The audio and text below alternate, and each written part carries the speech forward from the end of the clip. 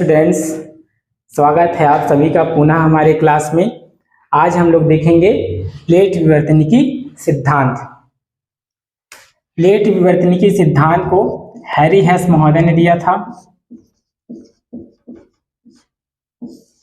Harry हेस महोदय ने दिया था। प्लेट विवर्तनिकी सिद्धांत की शुरुआत होती है सन 1965 से। सन 1965 से शुरुआत होती है, जब J.T.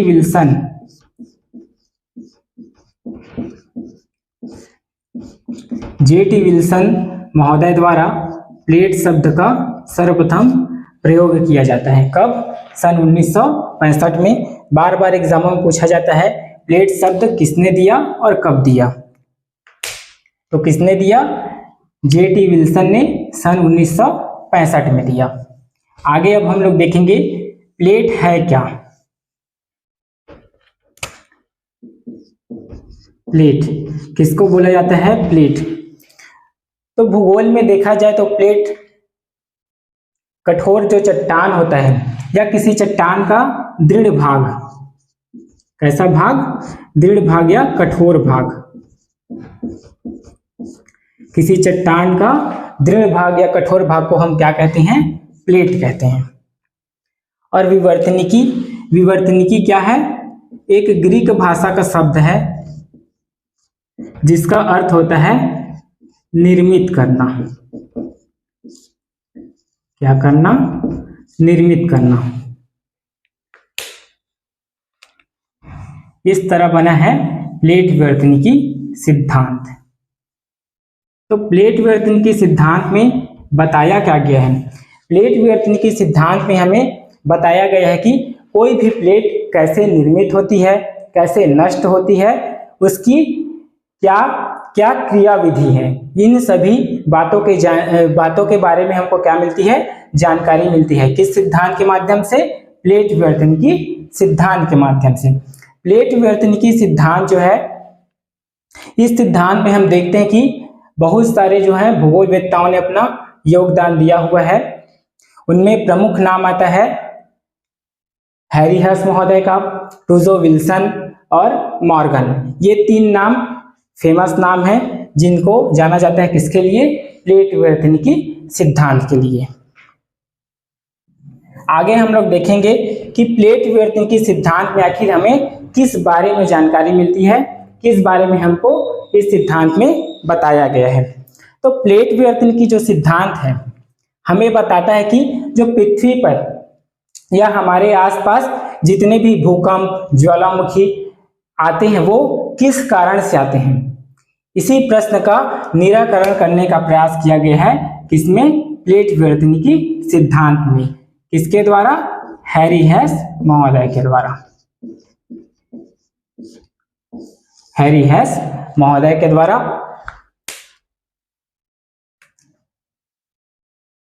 आगे हम लोग देखेंगे अभी तक कितने प्लेटों का खोज किया जा चुका है।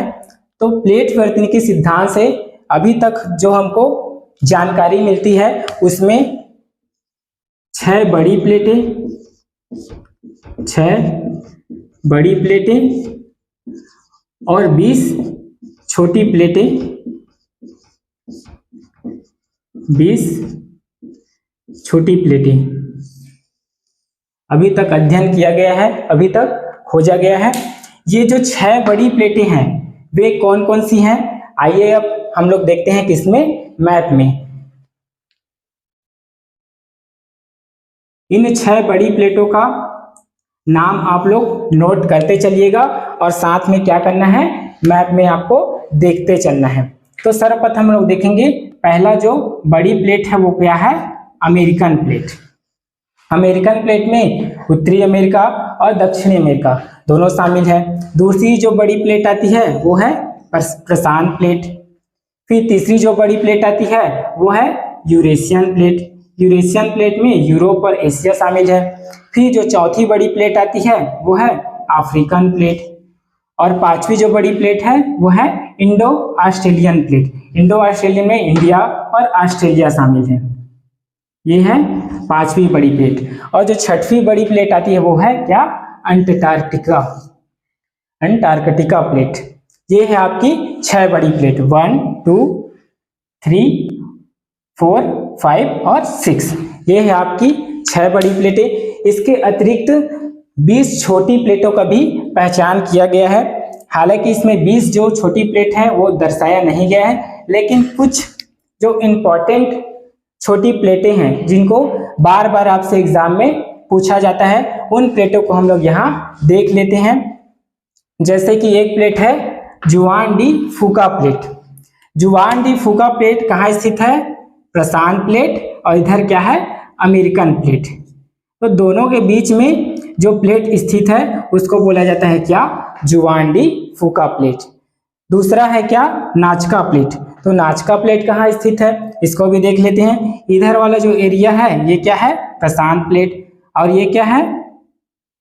इधर है आपका अमेरिकन प्लेट, उत्तरी अमेरिका और दक्षिणी अमेरिका।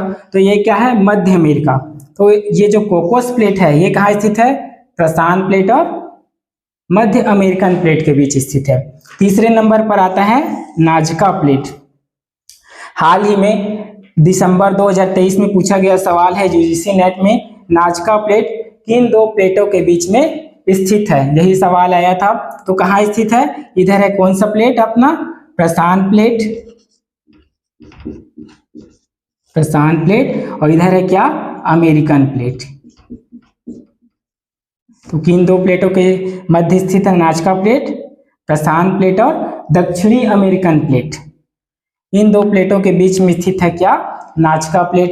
ये है आपका कैरेबियन प्लेट। कैरेबियन प्लेट भी कहाँ है? मध्य अमेरिकन प्लेट के पास स्थित है। फिर और जो छोटी प्लेटें हैं उसमें एक नाम आता है अरेबियन प्लेट।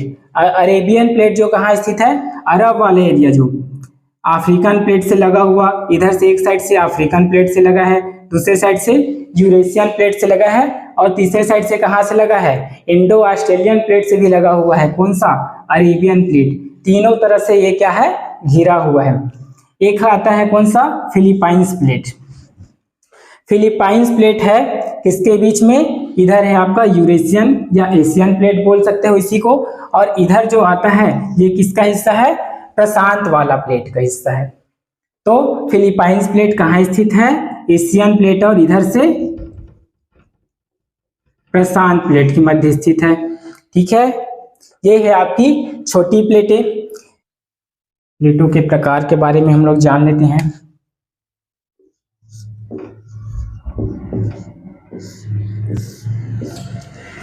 तो 3 प्रकार के प्लेट होते हैं। पहला होता है रचनात्मक प्लेट, नोट करते चलिएगा। रचनात्मक प्लेट इंग्लिश में से कंस्ट्रक्टिव प्लेट भी कहा जाता है।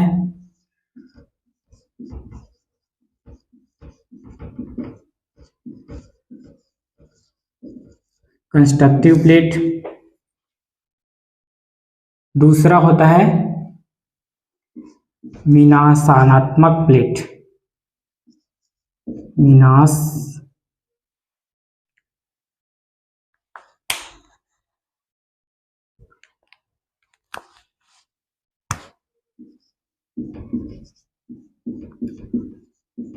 विनाशात्मक प्लेट, इसको इंग्लिश में बोलते हैं डिस्ट्रक्टिव प्लेट।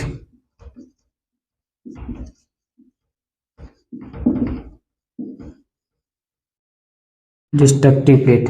और तीसरा जो प्लेट होता है उसे बोलते हैं संरक्षी प्लेट। संरक्षी प्लेट या इंग्लिश में इसको बोलते हैं कंजर्वेटिव प्लेट।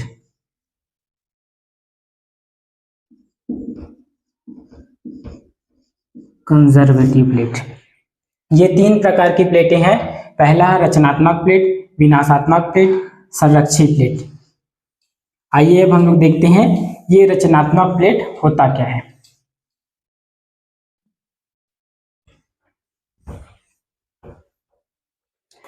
रचनात्मक प्लेट या कंस्ट्रक्टिव प्लेट। रचनात्मक प्लेट या कंस्ट्रक्टिव प्लेट वे प्लेट होते हैं जो एक दूसरे से क्या हो रहे हैं? दूर जा रहे हैं। कैसे दूर जा रहे हैं? आइए देखते हैं। यहाँ पर हम लोग मान लो जाइए एक प्लेट है, और ये है अपना दूसरा प्लेट, प्लेट नंबर 1 और प्लेट नंबर 2। ये क्या हो रही हैं, दूर जा रही हैं। ये किसी समय क्या था, एक दूसरे से क्या था, जुड़ा हुआ था, लेकिन अब क्या हो रहा है, ये क्या हो रही है, एक दूसरे से क्या हो रही है, दूर हो रही है, विपरीत दिशा में क्या कर रही है, गति कर रही हैं, है ना। जब ये विपरीत दिशा में गति करती हैं, दो प्लेटें जब विपरीत दिशा में गति करती हैं और एक दूसरे से दूर जाती हैं, ठीक है, एक दूसरे से दूर जाती हैं, तब होता है यहां से वॉल्केनिक इरप्शन, ज्वालामुखी। एक दूसरे से जब दूर जाएंगी, एग्जाम्पल के लिए समझते हैं, यदि मैं ये क्या है, मेरे दोनों हाथ क्या है, दो प्लेटें हैं, अब ये क्या है, रचनात्मक प्लेट होंगी तो क्या होंगी, एक दूसरे से दूर जाएंगी। जब ये दूर जाएंगी तो क्या होगा, जो भूपृष्ठ है, भूपृष्ठ जुड़ा हुआ था, वो एक जो दोनों प्लेट है एक दूसरे से क्या हो रही है, दूर जा रही हैं, और दूर जाने से क्या हो रही है, दोनों में दरार पड़ रही है। दरार से क्या होती है, फिर वॉल्केनिक इरप्शन होता है, और यही वॉल्केनिक इरप्शन जाकर भूपृष्ठ में नए क्रस्ट का निर्माण करता है, इसीलिए इसको बोला जाता है कंस्ट्रक्टिव प्लेट। रचनात्मक प्लेट वे प्लेट हैं जो एक दूसरे से क्या करती हैं, विपरीत दिशा में गति करती हैं, और जिनके गति के कारण क्या होती है, न्यू क्रस्ट का फॉर्मेशन होता है, न्यू क्रस्ट का निर्माण होता है। ऐसे प्लेट को हम क्या कहते हैं, रचनात्मक प्लेट कहते हैं। आ गई बात समझ। फिर जो दूसरा प्लेट आता है वो है क्या, डिस्ट्रक्टिव प्लेट या विनाशात्मक प्लेट। दूसरा प्लेट कौन सा है,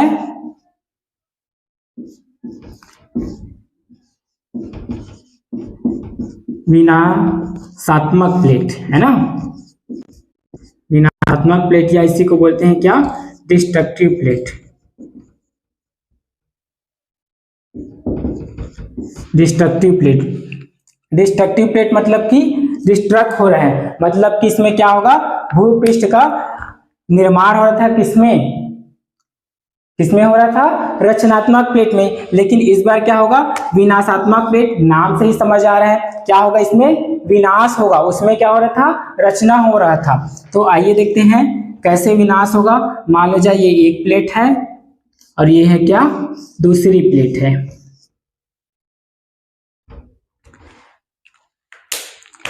हमने देखा था क्या, रचनात्मक प्लेट में दो प्लेटें क्या हो रही थी, एक दूसरे से दूर जा रही थी, विपरीत दिशा में गति कर रही थी।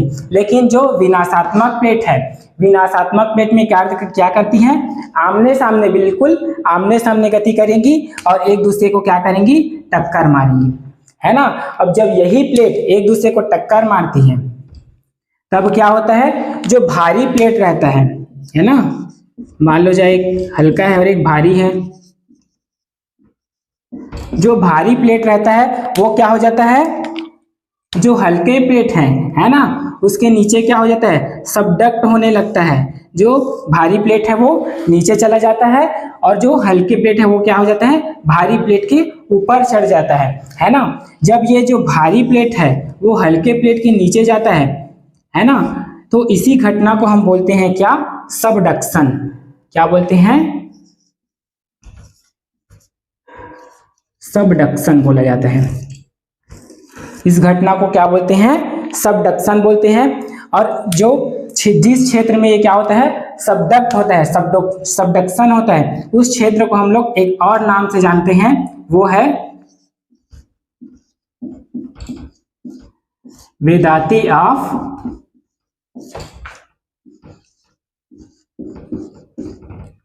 बेनियाफ जोन। वेदाती ऑफ बेनियाफ जोन, जिस क्षेत्र में क्या होती है, प्लेटें सबडक्ट होती है, सबडक्शन की क्रिया होती है, उस क्षेत्र को किस नाम से जाना जाता है, वेदाती ऑफ बेनियाफ जोन। इसका जो एंगल होता है, सबडक्शन का जो एंगल होता है, बार बार एग्जाम में पूछा जाता है, नोट कर लो, 40 से 60 डिग्री। कितना होता है, 40 से 60 डिग्री होता है जो एंगल होता है किसी भी प्लेट का सबडक्शन होने का, है ना। और इसकी जो गहराई होती है वो होती है 100 किलोमीटर। गहराई कितनी होती है? 100 किलोमीटर होती है। अब ये जो क्या है, एक प्लेट भारी है और दूसरी प्लेट हल्का है, तो भारी प्लेट क्या करता है, हल्के प्लेट के नीचे चला जाता है, और हल्का प्लेट क्या हो जाता है, भारी प्लेट के ऊपर चला जाता है। तो जो नीचे चला गया वो तो क्या हो जाएगा, मैग्मा या लावा में परिवर्तित हो जाएगा। मतलब क्या हो रहा है, भूपृष्ठ का इसमें क्या हो रहा है, नष्ट हो रहा है ना। भूपृष्ठ क्या हो रहा है, भूपृष्ठ नीचे जा रहा है। मतलब क्या हो रहा है, जो भूपृष्ठ पहले ऐसे था वो क्या हो रहा है, नीचे सबडक्शन के कारण नीचे चला जा रहा है, और नीचे जाके लावा और मैग्मा में क्या हो जा रहा है, परिवर्तित हो जा रहा है। इस तरह क्या हो रहा है, भूपृष्ठ का इसमें क्या हो रहा है, नुकसान हो रहा है या नष्ट हो रहा है। जो भूपृष्ठ थे वो क्या हो रहे हैं, नष्ट हो रहे हैं। एक में भूपृष्ठ का क्या हो रहा है, निर्माण हो रहा है, इसमें रचनात्मक प्लेट में, और दूसरे में क्या हो रहा है, भूपृष्ठ नष्ट हो रही है। किसमें हो रही है, डिस्ट्रक्टिव प्लेट में। नाम से ही पता चल रहा है, विनाशात्मक प्लेट मतलब विनाश होगा, रचनात्मक प्लेट मतलब नया रचना होगा, न्यू क्रस्ट का फॉर्मेशन होगा। ठीक है। जो तीसरी प्लेट आती है वो है क्या, संरक्षी प्लेट। तीसरी प्लेट के बारे में देखिए, तीसरी प्लेट कौन सी प्लेट है, संरक्षी प्लेट। संरक्षी प्लेट, इसको हम लोग बोलते हैं कंजर्वेटिव प्लेट। इसको हम लोग क्या बोलते हैं, कंजर्वेटिव प्लेट। ये जो प्लेटों के नाम हैं, संरक्षी प्लेट, रचनात्मक प्लेट या विनाशात्मक प्लेट, कोशिश कीजिए आप लोग किसमें, इसको इंग्लिश में याद करने का। जैसे रचनात्मक है तो उसको कंस्ट्रक्टिव, विनाशात्मक है तो डिस्ट्रक्टिव, संरक्षी है तो कंजर्वेटिव। इंग्लिश नाम में कंफ्यूजन नहीं रहता है, हिंदी में नाम चेंजेस होते जाते हैं, इसलिए कोशिश कीजिएगा इंग्लिश में याद करने का। तो आइए देखते हैं हम लोग संरक्षी प्लेट। संरक्षी प्लेट क्या है, जैसे हमने देखा रचनात्मक प्लेट में जो दो प्लेटें हैं एक दूसरे से क्या हो रही थी, विपरीत दिशा में गति कर रही थी। फिर विनाशात्मक प्लेट में आए तो क्या हो रहा था, आमने सामने गति कर रहा था और एक दूसरे को टक्कर मार रही थी। ये जो तीसरी प्लेट है वो है क्या, संरक्षी प्लेट। ना ही इसमें एक दूसरे से दूर जाएगी और ना ही एक दूसरे को टक्कर मारेगी, बल्कि क्या करेगी,